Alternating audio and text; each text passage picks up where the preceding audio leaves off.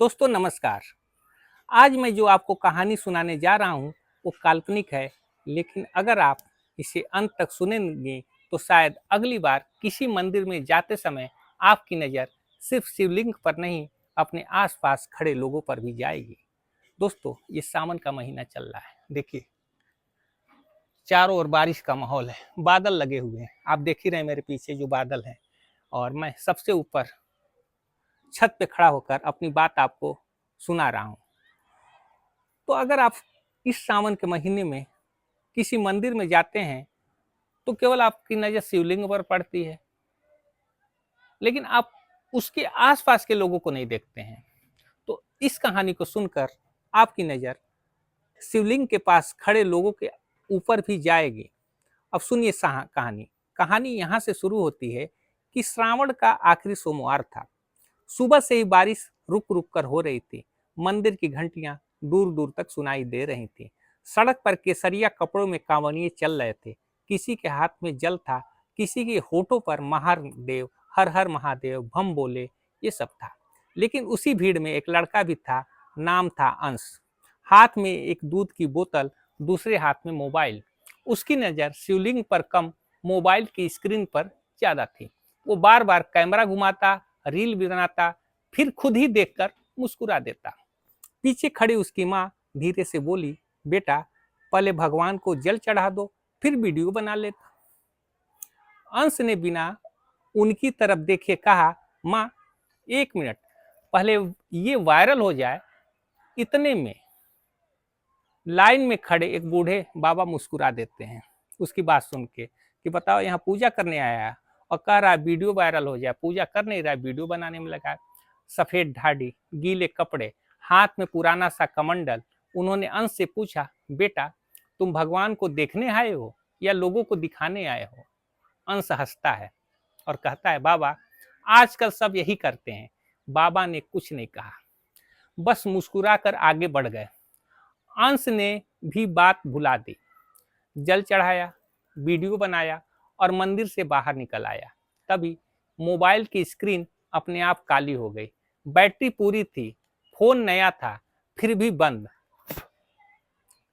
उसने कई बार फिर चालू किया, लेकिन स्क्रीन पर सिर्फ एक ही शब्द दिखाई दिया।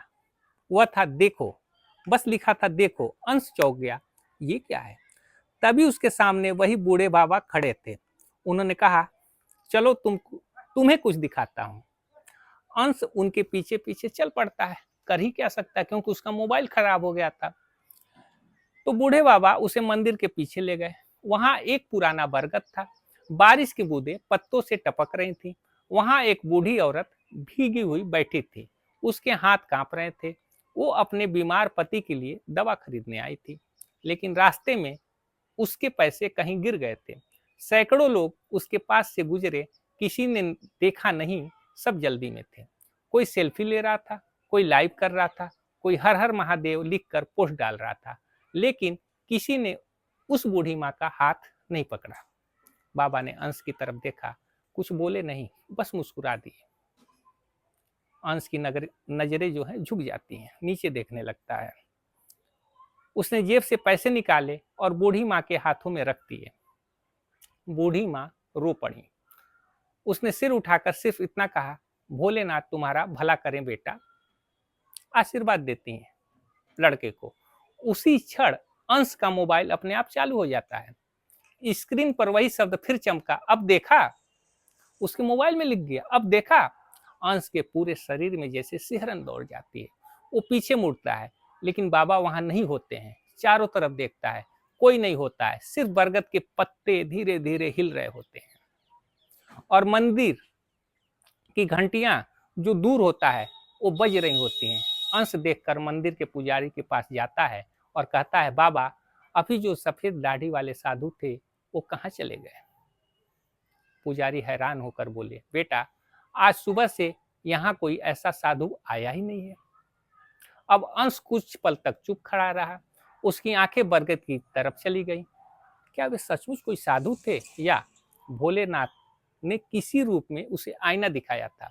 उस दिन अंश ने पहली बार मंदिर से बाहर निकलते ही मोबाइल जेब में रख लिया। घर पहुंचा तो माँ के पास बैठ गया, बोला, माँ आज समझ आया, भगवान सिर्फ मंदिर में नहीं मिलते, कभी कभी किसी जरूरतमंद की आंखों में भी मिल जाते हैं। माँ मुस्कुराई, उनकी आंखें भर आईं। उन्होंने सिर्फ इतना कहा, आज तेरी पूजा पूरी हुई बेटा, आज तूने सच्ची पूजा की। तो ये कहानी सुनकर दोस्तों आपको क्या लगा? दोस्तों, श्रावण सिर्फ जल चढ़ाने का महीना नहीं है, श्रावण अपने भीतर के अहंकार को बहाने का भी महीना है। अगर मंदिर से लौटकर हमारे व्यवहार में दया नहीं आई, हमारे शब्दों में मिठास नहीं आई और हमारी आंखों में दूसरों का दर्द देखने की क्षमता नहीं आई, तो फिर पूजा अधूरी ही रह गई। याद रखिए, भगवान को आपकी सबसे सुंदर फोटो नहीं चाहिए, भगवान को आपका सबसे सुंदर व्यवहार नहीं चाहिए। और शायद इसीलिए कहते हैं, भोलेनाथ जल्दी प्रसन्न होते हैं, क्योंकि उन्हें दिखावा नहीं, सच्चा मन पसंद है। सच्चे मन से अगर भोलेनाथ को याद किया जाए तो आपकी सहायता जरूर करते हैं। और इसी कहानी के साथ अंत में मैं यही कहूँगा, हर हर महादेव। यह वीडियो अगर अच्छा लगा हो तो चैनल को सब्सक्राइब कर लीजिए, वीडियो को एक लाइक कर दीजिए और बेल आइकन का बटन भी दबा दीजिए कि हमारी कहानी रोज आती है, जब भी आएगी आपको नोटिफिकेशन मिल जाएगा, जिससे हमारी नई कहानियों का आनंद उठाएंगे और जीवन में आगे बढ़ पाएंगे। अपने जानने वालों को इससे शेयर भी कर दीजिए। फिर मिलते हैं अगली कहानी में, तब तक के लिए जय हिंद, जय भारत।